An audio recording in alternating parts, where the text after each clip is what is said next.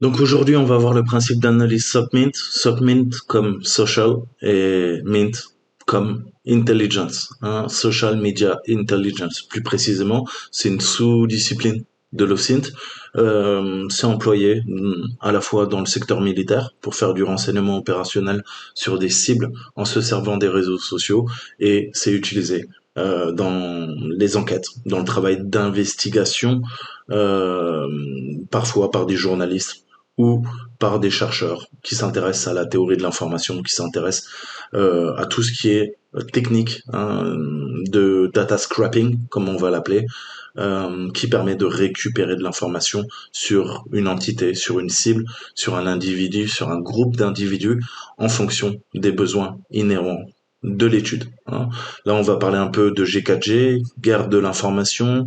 Je vous l'ai dit, institué, élaboré fin des années 70, début 80 pour la partie occidentale par l'université, l'académie de West Point, académie militaire, qui forme les officiers américains à cette nouvelle discipline, qui fait partie d'un des bras armés de la cyberguerre, hein, puisqu'on va voir comment on peut intoxiquer la partie adverse, faire circuler des rumeurs, ce qu'on appelle des missiles informationnels, c'est-à-dire de fausses informations distillées savamment, soit dans la presse, grand public, soit sur les réseaux sociaux, afin de nuire, afin de ternir l'image d'un groupe, d'un individu, d'une entité, hein, à la fois pour avoir euh, une emprise en termes de soft power sur la cible, c'est-à-dire qu'on va pouvoir peut-être lui faire perdre, je vous disais, sa crédibilité, son image de marque, ce qui peut entraîner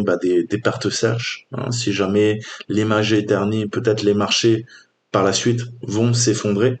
Donc c'est une action qui est cotée en bourse qui va également perdre. Et donc c'est directement un impact réel en termes économiques. Et c'est également asseoir sa puissance en termes de rayonnement idéologique, en termes de propagande. Et la guerre de l'information, c'est la militarisation de fausses, vraies informations, de la diffusion jusqu'à les groupes, hein, qui sont derrière la diffusion de ces fausses informations. Alors ça peut être fait par des civils, ça peut être fait par des militaires. Là, on va étudier un compte Twitter, plusieurs comptes Twitter. On va revenir quelques mois en arrière. Ce 22 avril 2022, on a le Twitter francophone qui a été témoin de la diffusion d'une étrange rumeur. 50 officiers français, sous-entendu 50 officiers des services de renseignement extérieur, des GSE, auraient perdu la vie lors du siège de la Syrie Azovstal de Mariupol en Ukraine. Donc le but, c'est de suivre le parcours d'une information. Cette vidéo n'abordera pas l'ensemble des techniques SOCMINT, puisque c'est une formation qui prend à peu près 6 mois, hein, et qui est enseignée en école de gendarmerie, à certaines branches de la police et dans le monde militaire. Alors, le SOCMINT, c'est vraiment l'intelligence des réseaux sociaux, hein. Je vous ai parlé de cette technique de guerre de l'information. Je vous ai dit qu'on pouvait intoxiquer son adversaire par des rumeurs, par des fake news. Je vous ai dit que tous les camps utilisent la propagande de guerre. Ce n'est pas réservé à certaines dictatures, certaines théocraties, certaines autocraties. D'accord. On a bien sûr les services de renseignement chinois qui font ça, on a bien sûr les services de renseignement russes, mais je vous avais parlé aussi des sections dédiées qu'on peut avoir dans l'armée française, qu'on peut avoir dans l'OTAN. D'accord. Donc le but ici, c'est d'essayer de comprendre le parcours d'une information, de sa source, jusqu'à la propagation sur les réseaux sociaux. Je vous ai dit, quand vous faites de l'OSINT, vous devez vraiment avoir cet état d'esprit que pourrait avoir un enquêteur, que pourrait avoir un journaliste d'investigation. Le but est de corroborer les sources, mais aussi, même si certaines sources, plusieurs sources, attestent d'un fait, d'un sujet, il faut avoir, encore une fois, je vous dis toujours, cet esprit critique, analytique, pour essayer de comprendre si ces points de convergence, justement, s'il y a plusieurs individus, plusieurs groupes d'individus qui traitent du même sujet, est-ce que ce groupe n'est pas en train de véhiculer la même information, qu'elle soit pertinente ou pas, qu'elle soit une fake news ou pas, pour essayer de m'influencer. Hein. Qui cherche à m'influencer par cette information? D'accord? Et vous savez que, je vous le dis toujours, encore une fois, ces mécanismes sont utilisés au quotidien. On l'utilise en neuromarketing, on l'utilise dans la force de vente, hein, quand on essaye de vous vendre des choses. C'est utilisé en sciences géopolitiques, c'est utilisé en sciences humaines, c'est utilisé en ingénierie sociale, c'est utilisé dans la manipulation, c'est utilisé par des pervers narcissiques, c'est utilisé par des psychopathes, par des sociopathes pour vous manipuler. C'est utilisé par des hommes politiques. D'accord? Le but, c'est de convaincre. Hein. Mais il y a un vrai travail de rhétorique et de d'analyse de l'information. Nous, on va voir le workflow. Le workflow, ce sont ces étapes qui vont me permettre, ces étapes itératives, j'ai envie de dire, qui vont me permettre de raffiner l'information. Je vous le dis toujours, je vous avais expliqué un peu ça sur mes cours dans le renseignement. L'OSINT, comme dans le renseignement militaire, par exemple, on a cette convergence. Le but est de agglomérer le big data, récupérer des données et rendre ces données, en faire des synthèses pour qu'elles soient pertinentes, qu'elles soient viables, qu'elles soient exploitables et qu'on puisse faire du renseignement opérationnel. En tout cas, qu'on puisse faire des synthèses, d'autres synthèses qui vont pouvoir éventuellement apporter des axes de compréhension, de nouveaux prismes de lecture et cette information pourra être ensuite relayée aux parties décidantes, aux décideurs politiques. Tout l'aspect décisionnel doit découler de bonnes décisions. Ces bonnes décisions, pour prendre de bonnes décisions, vous devez être bien informé. C'est les bases du renseignement. D'accord? Donc, je vais introduire le sujet. Je vais me baser sur le boulot de Projet Fox, que je vous conseille d'aller voir. Encore une fois, tous mes travaux sont basés dessus. Je ne fais que mettre en forme le travail des différents acteurs qui ont travaillé sur ce sujet. Je les citerai en fin de vidéo. Donc le but, je vous disais, c'est de parcourir l'information de sa source jusqu'à la propagation sur les réseaux sociaux, comprendre les mécanismes de diffusion et ceux qui s'en servent. Les états-majors européens habitués à des conflits éloignés sont confrontés à un retour des engagements armés sur le vieux continent, mais aussi à son apparition sur le cyberespace, dans le cyberespace même, j'ai envie de dire. L'information fiable et de qualité devient aujourd'hui chose précieuse, et l'opinion publique d'un pays est source de convoitise. Dans cet esprit, une loi pour combattre les infox, comme on les appelle aujourd'hui, les fake news, a été adoptée, je vous le rappelle, le 20 novembre 2018 dans notre beau et cher pays. Nos institutions veulent ainsi se protéger des nouvelles formes de guerre informationnelle qu'on appelle G4G, guerre de quatrième génération, qui touchent les puissances occidentales, au premier rang desquelles on trouve naturellement la France. Alors, on va voir un petit peu l'origine de l'information, puisque une rumeur, elle a toujours une origine. Donc cette rumeur a surgi dans un contexte doublement troublé, toujours contextualisé, ce qu'on relate. Ce n'est pas qu'une histoire de mauvaises informations, de fake news. C'est une fake news savamment distillée, enfin savamment. Vous verrez que c'est un petit peu grossier quand on s'y intéresse, mais en tout cas qui avait pour but de nuire. On était en plein contexte national d'élection présidentielle française du 10 au 24 avril 2022. Donc on avait ça et en conjonction, vous le savez, on avait malheureusement le contexte international avec le durcissement du siège de la Syrie d'Azovstal en Ukraine, avec la guerre en Ukraine. Donc cette rumeur est apparue 2 jours au second tour des élections. D'accord? Donc on voit en termes extérieurs, le conflit ukrainien qui vient se greffer à ça. On a également nos élections sur notre sol. Donc ça, ce sont des prérogatives, des problèmes intérieurs qui concernent que la France. Et on voit cette concordance de faits qui viennent s'inscrire dans un événement majeur, puisque à la fois, vous le savez, dans le contexte international, on a cette guerre de l'information, de propagande, qui est pro-russe, qui est pro-ukrainien, et on a également les élections présidentielles, et vous savez que on a eu de nombreux exemples d'élections qui ont été influencées par les réseaux sociaux, avec ou sans la complicité de certains services de renseignement. D'accord? Donc on a un tweet, on a Dominique Lallemand qui met 50 officiers français bloqués à Azovstal. Et on voit un domaine t.me, et on a un certain Boris Karpov, chronique de Russie, avec le titre Macron a laissé 50 officiers mourir à Mariupol.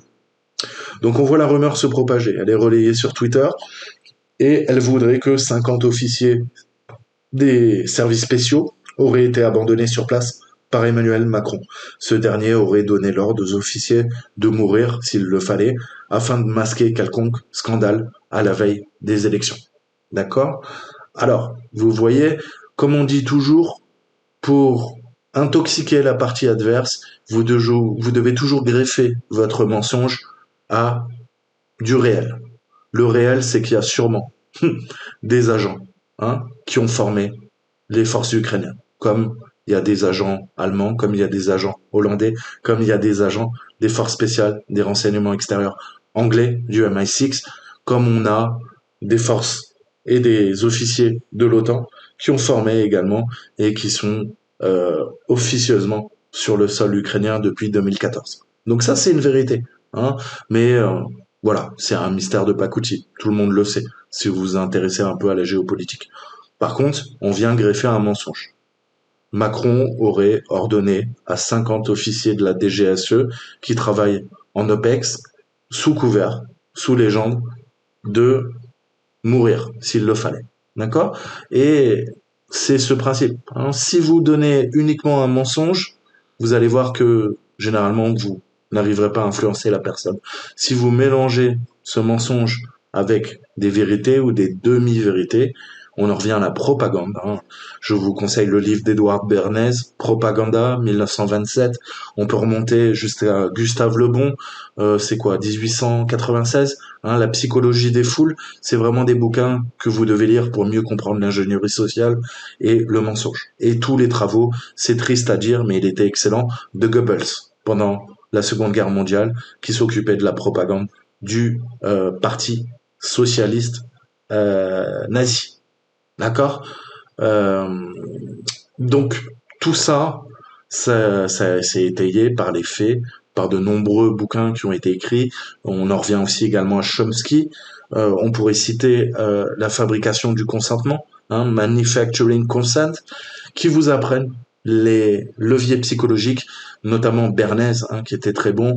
On peut en revenir également à Arthur Schopenhauer, je vous le cite souvent, mais c'est l'art de la rhétorique, l'art parfois du sophisme, c'est-à-dire euh, influencé par quelque chose qui ne tient pas la route.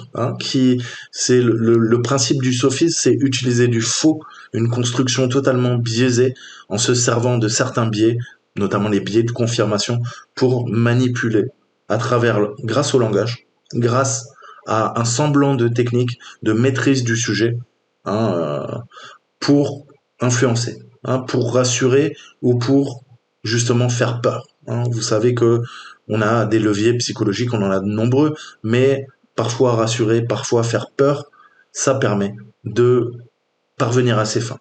Donc tout ça, c'est l'art de la rhétorique, c'est l'art de la propagande, ni plus ni moins. Mais revenons à notre sujet. Je vous dis toujours, la temporalité de ces informations sont pertinentes. La diffusion de ces dernières dans un temps extrêmement sensible, au regard de la campagne électorale française, en fait une attaque informationnelle sérieuse. La vérification des sources de cette information a permis aux auteurs de cette enquête de remonter à des comptes Twitter turcophones publiant subitement les mêmes messages dans un français sans faute. Donc, vous avez les images sous les yeux, on voit qu'on a différents comptes et, étrangement, même mise en page, même mise en forme et texte identique. D'accord? Donc, ça devrait déjà vous mettre la puce à l'oreille. Donc, ces comptes affichent clairement leur appartenance au parti nationaliste turc Vatan, qui veut dire en turc, je crois, la patrie, qui semble être à l'origine de la rumeur. Par la voix de son organe de presse officiel, on a un journal qui s'appelle Aydınlık. Essayons de comprendre.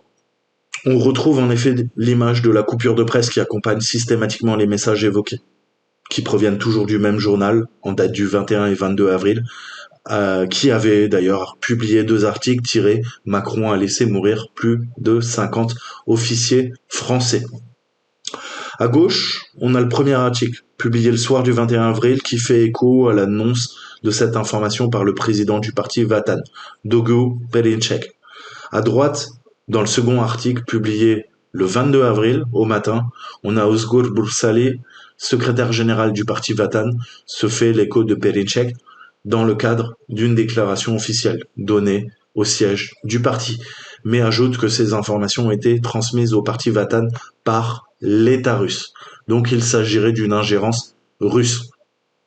Alors, développons. On voit en rouge, je vous traduis l'article, les officiers français ont personnellement assisté à la guerre. Nous déclarons également à l'opinion publique française et mondiale que ces officiers supérieurs français qui se trouvaient officieusement en Ukraine ont été pour l'entraînement des armes que la France a donné au groupe néo-nazi depuis le début du processus. Ils ont participé à la guerre non seulement en tant qu'entraîneurs, mais aussi personnellement. Et encadré en rouge, on a en turc, cette information importante est exacte et fiable, elle a été rapportée au parti de la patrie, par donc Vatan, par l'État russe. Nous estimons nécessaire de divulguer ces informations en priorité aux Français et à l'opinion publique mondiale.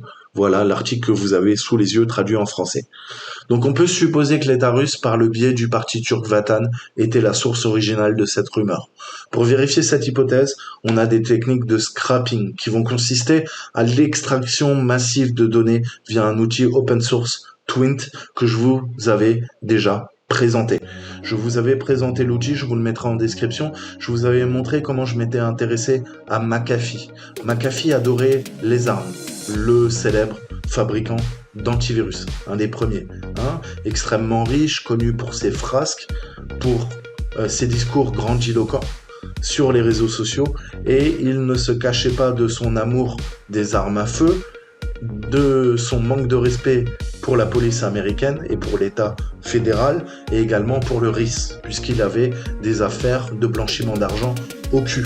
Alors certains diront, je ne prendrai pas parti, que c'était quelqu'un d'intègre, et c'est vrai, il avait fait le lanceur d'alerte sur beaucoup de sujets, notamment sur la surveillance de masse, avant et après les révélations Snowden et Assange. En contrepartie, il semblerait qu'il ait fait de l'évasion fiscale, mais en même temps, comme tant d'autres, et qu'il ait le fisc américain au cul. Donc je vous avais montré comment je pouvais scraper avec Twint, j'avais récupéré tous les messages, je vous avais montré comment j'avais pu récupérer notamment les messages de la police new-yorkaise ou de Los Angeles, je sais plus, et je m'étais intéressé à des coups de feu qui avaient été tirés, et je vous avais montré la puissance du SOCMINT, c'est-à-dire corréler les faits, les informations, pour avoir une vision d'ensemble à des milliers de kilomètres, puisque je ne réside pas aux États-Unis. Et je vous avais montré comment j'avais scrappé donc le compte Twitter de McAfee, et j'avais fait du techint et j'avais retrouvé les armes qu'il possédait, puisqu'il postait souvent des armes à feu et les munitions qui allaient avec. On avait vu d'ailleurs que c'était des balles de type Hydrashock, c'est-à-dire des balles à pointe creuse, les fameuses balles qu'on appelle cop killer, tueur de flics, puisque c'est capable de traverser n'importe quel gilet Kevlar que portent les policiers. D'accord ? Donc munitions type Hydrashock. Voilà. Donc vous voyez comment on corrèle les informations, on fait du techint, et je vous ai dit les langues étrangères, je vous ai dit vous devez apprendre. J'ai depuis tout petit appris le matériel de guerre, je connais toutes les armes, je connais tous les avions, je connais tous les chars, l'artillerie, les armées lourdes, les armes légères. Tout ça je m'y intéresse depuis tout petit. Et ça me permet d'avoir tout de suite les spécifications, connaître, comprendre la menace, quel est le sérieux qu'on doit apporter à tel ou tel individu.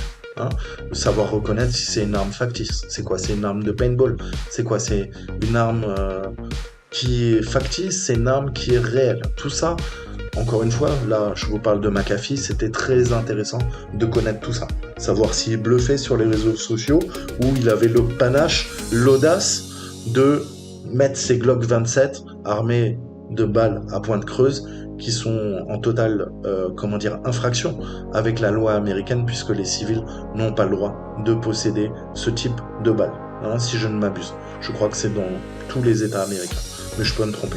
Mais revenons à notre sujet. Donc Twint, c'est un puissant outil que vous devrez maîtriser pour faire du web scrapping sur Twitter. Twitter est une masse d'informations. Comme tous les réseaux sociaux, vous savez que vous laissez des signatures, vous laissez votre vie sur les réseaux sociaux. Et si vous exposez votre vie, une partie adverse va pouvoir faire du renseignement opérationnel sur vous. C'est ce que ont fait les gens qui ont travaillé sur cette enquête. Donc on a collecté les messages Twitter avant le 23 avril au soir et on a lié la question de ces hypothétiques 50 officiers français. Cette collecte de messages a été faite en français, en anglais et en turc. C'est pour ça qu'on a besoin de beaucoup de linguistes. C'est pour ça que je vous dis, moi-même, je parle 3 langues et j'en baragouine 2 autres. Je parle 5 langues. Ça m'aide beaucoup. Je vous ai dit, ouvrez-vous à la culture des gens, ouvrez-vous. Pour comprendre un pays, vous devez comprendre la culture. Vous devez totalement maîtriser la langue. Ensuite, on constitue des données sur lesquelles on base notre analyse. Cette technique nous permet de retrouver le message initial à l'origine de la rumeur. D'accord? On voit que ça a été publié le 21 avril 2022 au soir par un des cadres du parti turc Vatan. Alors, on voit la date, l'horodatage très important sur n'importe quel post tweet, et l'individu semble faire référence à une émission qu'on appelle Dernière Minute en turc, Son Dakika, en citant les propos de Perinçek, le président du parti Vatan, d'accord, qui intervenait visiblement dans celle-ci. Donc, on continue notre travail d'enquête, on va aller maintenant chercher l'existence de cette émission de télévision turque. En effet, grâce encore une fois à Twitter, on retrouve un extrait qui a été posté par un des abonnés Twitter et on retrouve les images. En effet, le 21 avril, cette émission turque de télévision de grande audience a accueilli Dogu Perinçek. Donc c'est à ce moment précis que la rumeur, selon laquelle 50 officiers français sont piégés à Mariupol, émerge. Donc encore une fois, en termes de temporalité, de chronologie, on commence à avoir cette succession, cette cascade, cet enchaînement d'événements. Ensuite, si on parle un peu de l'émission, elle a duré 3h30. Republiée sur un compte YouTube de la chaîne produisant l'émission, qui appartient à Ulusal Canal, qui est possédé, donc là, ça c'est l'émission, pardon. Donc elle s'appelle Ulusal Canal, c'est une émission produite par une chaîne et qui appartient à Yalçın Buyuruklaylı, ancien président du conseil d'administration du parti des travailleurs turcs. Donc, en termes politiques, c'est la droite. La droite de la droite, pas extrême droite, qui sera plus tard renommée en parti Vatan. D'accord? Alors, il existe un tweet plus ancien que celui de Firat Arkali, un des cadres du parti Vatan, qui date du 13 avril 2022. Et on peut lire: si vraiment 50 officiers du renseignement ou autres se trouvent là-bas, Poutine a la réélection de Macron en main, les images de corps ou d'officiers prisonniers à la TV seront dévastatrices, dévoilant des mensonges et de sa préparation à la guerre et non de paix. Bon, c'est dans un français approximatif, il y a des fautes, et ce monsieur, Jean-Marc, que je ne connais pas, reprend les propos de Rifo Radjovka de Stratpol, qui est un site d'influence, d'analyse, de prospective et de géostratégie sur YouTube, et il a son propre site qui est clairement pro-russe, on va pas s'en cacher. Donc on va leur envoyer des lance-flammes dans les catacombes. D'après le réseau international, Jacques Badeau a dit qu'il y a probablement des officiers de l'OTAN, dont des Français, qui ont littéralement entraîné des nazis. Donc, encore une fois, du vrai, du faux. C'est peut-être vrai qu'il y a des officiers de l'OTAN, dont des Français, qui sont là-bas. En tout cas, ils n'ont pas été tués. Et le faux, on joue encore une fois sur est-ce que Poutine catapulte, dirige tout ça, Est-ce que c'est une réelle ingérence des Russes, ou, vous vous en doutez, les Turcs sont assez intelligents pour dire que l'information vient des Russes, et ce sont eux qui seront en train de manipuler, puisque en termes géopolitiques, vous savez que la Turquie est assez à part, avec depuis la cession au pouvoir d'Erdogan, il joue sur les deux plans. Hein. À la fois, il est, il y a une partie pro-russe et à la fois, il fait partie de l'OTAN, hein, du commandement intégré de l'OTAN, et il est armé par l'OTAN et il récupère du matériel de guerre également, notamment des S-300, S-400 russes. Donc c'est intéressant. Hein. Et vous savez que bah, il y a des histoires. Hein. On a notamment le fils d'Erdogan qui aurait euh, fait transiter des camions. Hein. On a des photos satellites. D'ailleurs, à l'époque, c'est les Russes qui les avaient données et on avait dit c'est de la manipulation des Russes. Eh ben non, ils disaient la vérité. Donc ces camions euh, permettaient à ISIS, à Al-Qaïda, tout simplement, hein, de fournir l'effort de guerre. Et de l'Irak, on avait des camions qui traversaient la Turquie et revendus euh, sur le marché noir aux Européens. Hein. Et croyez-moi, tous les dirigeants européens étaient au courant. Mais encore une fois, on disait que c'était une théorie du complot. Donc, comme je vous dis, c'est pas parce que d'autres pays font ça que vous-même, dans votre pays, dans votre démocratie, on ne peut pas vous faire de la fake news. Hein. Si vous croyez que c'est réservé aux étrangers, vous mettez le doigt dans l'œil. Hein. C'est pour ça que vous devez avoir cet effort citoyen de vous réinformer, mais de faire de l'OSINT, pas aller sur euh, des sites d'extrême droite, d'extrême gauche qui vont vous donner de la fake news, qui vont vous donner de la malinformation. Mais c'est pareil, vos médias sont dirigés par 9 oligarques, d'accord? Soyez-en conscients. YouTube finance une bonne partie des médias français. Bill Gates a donné des centaines de millions, hein, aux médias français. Et également, ils font de la malinformation. Croyez-vous franchement que les oligarques qui sont dans votre pays font quoi? De la philanthropie? Pourquoi les Serge Dassault, les Pinault, les Arnaud, les Pigasse détiennent les journaux? Puisque ça a un réel impact sur la modification du psyché, sur le contrôle de l'information, même en démocratie, parce que c'est un mal nécessaire. Je reviendrai sur les travaux de Chomsky qui expliquaient que le goulag est à la dictature ce que le contrôle de l'information est aux démocraties. Je vous laisse méditer quelque peu sur ces propos. Mais revenons à notre sujet.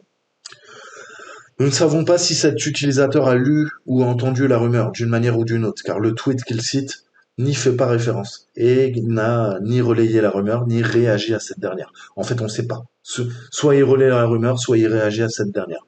Quoi qu'il en soit, dès lors, ça nous permet de remonter au-delà de Pelenchek, hein, du parti Vatan, et peut-être voir une manipulation, en tout cas une liaison directe, indirecte ou fantasmée de l'État russe. Ce qui doit toutefois inciter à une plus grande vigilance. Hein. À de multiples reprises, ce parti nationaliste s'est montré véhément à l'égard de notre président et a tout à fait sollicité, hein, et appuyé l'ancienne candidate Marine Le Pen.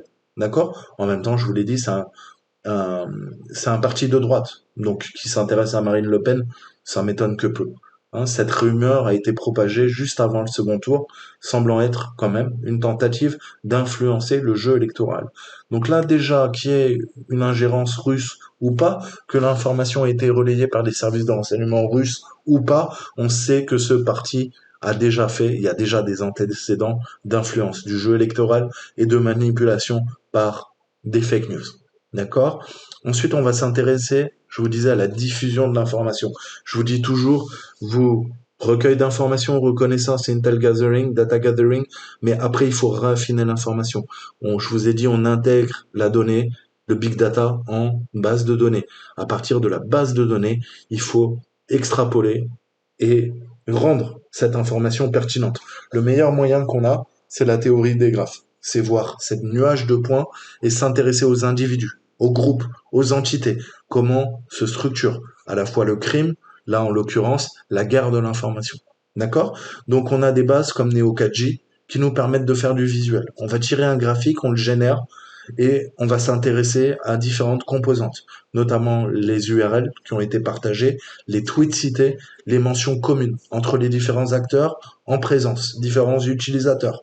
On traite la donnée et on applique des algorithmes de détection de communauté. Et vous avez ça sous les yeux. Ça nous permet de voir les différentes interactions et on va colorer avec des codes couleurs. D'accord? Tel compte à partager sur le tweet, des tweets, quel autre compte à partager. On a quand même quoi? TVL Campagnol, Daniel Calambo, Rustre Info, Dogo Pelecek et Le Ballot 90. Et on a trois autres groupes qui ont partagé des articles différents de ID C'est des comptes en bleu, les comptes en orange et en vert. Pâle. On a également détecté, je vous disais, les principaux vecteurs de diffusion de la rumeur grâce à un graphique. On a 6 comptes et c'est là où se structure l'origine et les vecteurs de diffusion de la rumeur. TVL Campagnol, Daniel Calambo, Russe Info, Dogo Perinçek, Le Ballot 90 et le journal turc Aydınlık. Aydınlık, je vais y arriver. Donc dans l'article de Russe Info, c'est un site clairement orienté pro-russe comme Stratpol.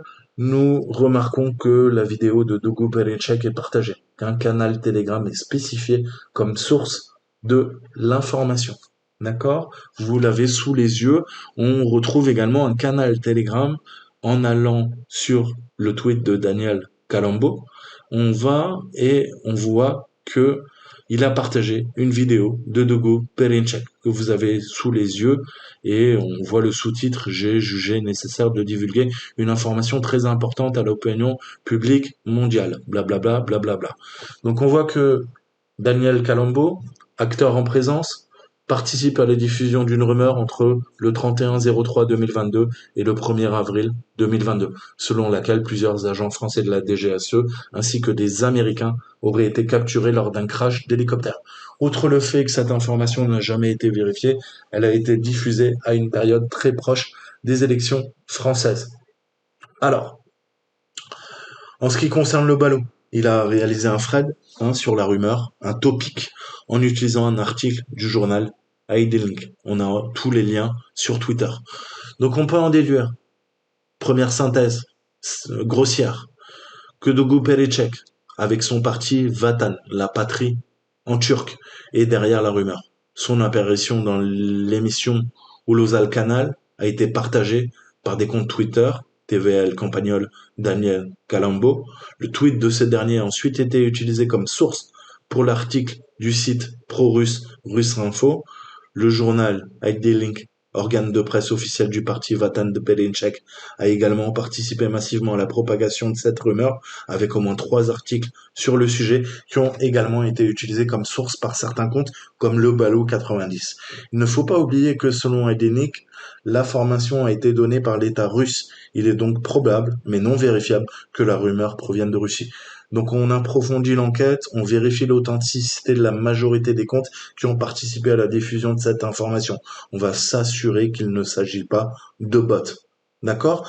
Donc on a un site qui s'appelle Botometer et ça nous permet de savoir éventuellement si les comptes ont partagé la rumeur et s'il y a certains patterns en termes d'automatisme qui s'apparentent à des bots. Vous savez que à moins que vous ayez un hacker un peu comme moi, qui passe ses nuits et ses jours à distiller de l'information sur les réseaux sociaux sans dormir, la plupart des gens ont une vie bien réglée. Ils ont une femme, un enfant, euh, ils ont un boulot, donc ils postent à des heures régulières, après le boulot, avant le boulot, peut-être à la pause de midi, mais pas toute la journée, toute la nuit. D'accord? Ça nous permet de récupérer des automatismes et de savoir si éventuellement il y a des fermes de trolls ou éventuellement des bots, puisque ça va générer beaucoup, beaucoup, beaucoup d'informations. Il y a très peu de gens qui ont l'intellect, les connaissances, la capacité et le temps de faire ça.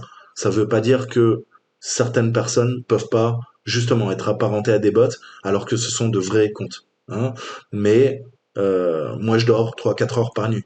Mais tout le monde ne dort pas 3-4 heures par nuit. D'accord? Donc c'est, encore une fois, on va essayer de trouver les bots. Tout en vous disant que parfois, il faudra creuser, puisque ce qui paraît évident, ça peut être derrière un groupe de personnes ou une personne, bien humaine. Donc la France et la guerre informationnelle. Dans cette guerre de communication en perpétuelle expansion, on a Viginum. C'est un nouveau service étatique créé le 13 juillet 2021, rattaché au secrétaire général de la Défense et de la Sécurité nationale, le SGDSN. Il répond à un défi majeur, préserver le débat public des manipulations de l'information provenant de l'étranger sur les plateformes numériques. Ce service sous l'autorité du Premier ministre, tout comme l'ANSSI, est d'un nouveau genre. Le but est un service technique et opérationnel de l'État chargé de la vigilance et de la protection contre les ingérences numériques étrangères. Ils font de la veille proactive sur les réseaux sociaux, ce qu'on appelle du SOCMINT. Ils comblent un vide opérationnel dans la détection et la remontée des signaux faibles. Ce service de l'État ne possède pas de site internet actuellement, mais si on se renseigne sur lui, on sait que à peu près 2 tiers de leurs agents sont contractuels. On aurait à la fin 2022 environ 65 agents qui travaillent à temps plein dans cette structure, si on fait du renseignement. Le chiffre qui nous intéresse le plus, ce sont les 20 opérations de vigilance anticipées par an, d'après leur communication officielle. À ce jour, donc, il y aurait une vingtaine d'opérations de contre-influence qui ont été déjouées selon les chiffres communiqués. Donc encore une fois, influence contre influence, intelligence contre intelligence, mesure contre mesure. On parle de la guerre. Là, je vous ai parlé de la guerre de l'information et c'était le principe de SOCMINT, l'intelligence sur les réseaux sociaux. Je remercie Cassius Belli qui m'a permis d'avoir les informations. Le site internet Projet Fox, Daft Rock, Alexandre B, que je vous avais déjà présenté et je m'étais basé sur leurs travaux. Encore une fois, l'ensemble de l'investigation n'est pas la mienne. Je ne fais que mettre ça en forme et d'apporter quelques compléments d'informations me concernant.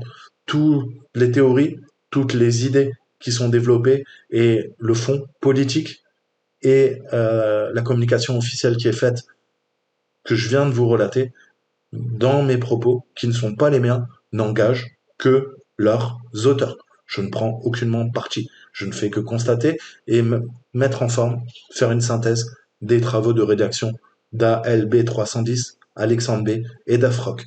Voilà, c'était le workflow SubMint dans un exemple concret. Moi, je vous dis à très bientôt.